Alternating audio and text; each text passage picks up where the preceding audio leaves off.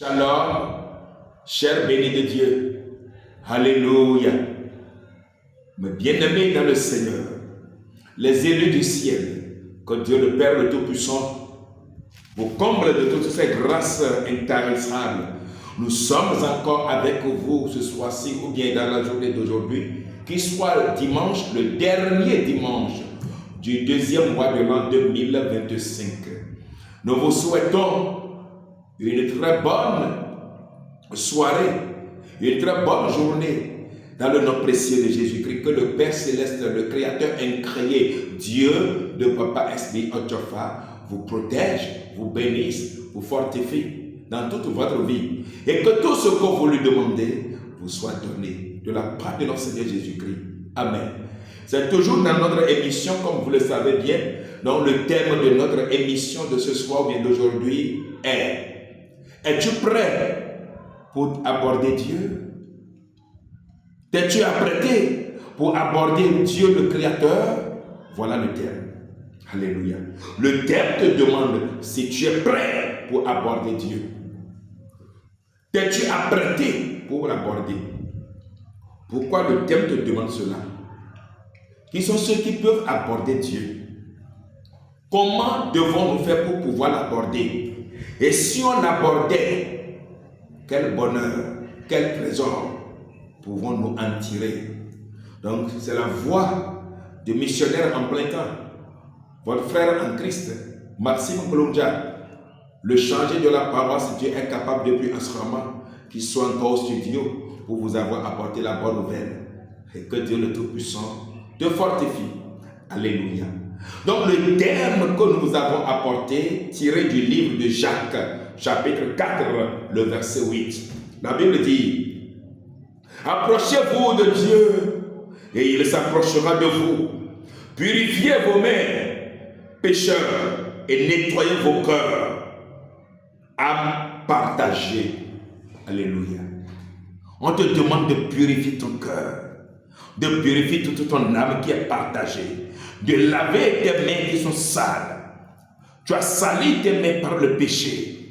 Mais Jésus-Christ, Dieu veut que si tu veux l'aborder, il faudrait que tu laves tes mains. Mais par quel moyen pourras-tu laver tes mains pour pouvoir être purifié selon le plan de Dieu? Donc le seul moyen par lequel nous puissions nous laver pour plaire à Dieu le Créateur, c'est de passer par le sacrifice propitiatoire de Jésus-Christ. Comme l'a dit le livre de Romains chapitre 5, on dit: mourrait-on pour un homme de justice? Romains 5, 7 demande. Et on dit non, on ne mourra jamais pour quelqu'un qui est un homme juste.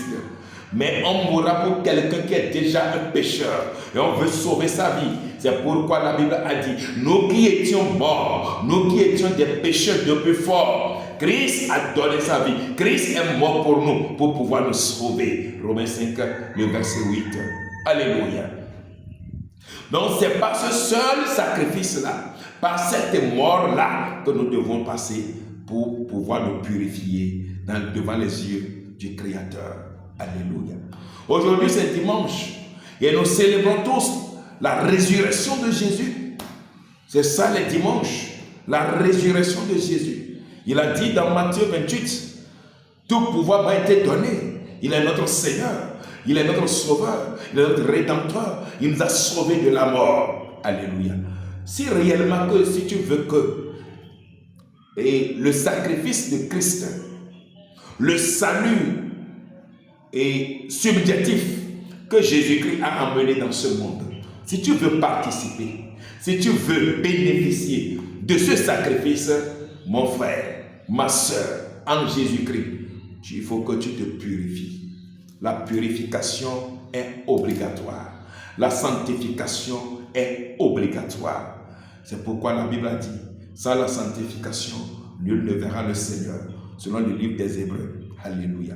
Qui parmi vous, qui est celui-là qui m'écoute et qui ne veut pas voir la vie, qui ne veut pas que Dieu le bénisse, qui ne souhaite pas la vie éternelle dans sa mémoire, dans sa conscience? Si tu souhaites la vie, si tu veux la vie, si tu veux gagner la vie éternelle, ce qu'il te faut, c'est de faire quoi? C'est de te purifier, c'est de te sanctifier, c'est de te laver tous ton corps, tout ton être et servir Dieu d'un cœur dévoué et avoir de l'amour pour Jésus-Christ qui t'a aimé premièrement. Faire sa volonté comme il l'a exigé, comme il nous l'a demandé, comme il le faut. Si tu le fais ainsi, mon frère, ma soeur, tu auras ta vie gardée. Donc là, ça veut dire que tu t'approches de Dieu et Dieu va s'approcher de toi. De quiconque Dieu s'approche, celui-là est béni. De quiconque Dieu s'approche, celui-là est béni.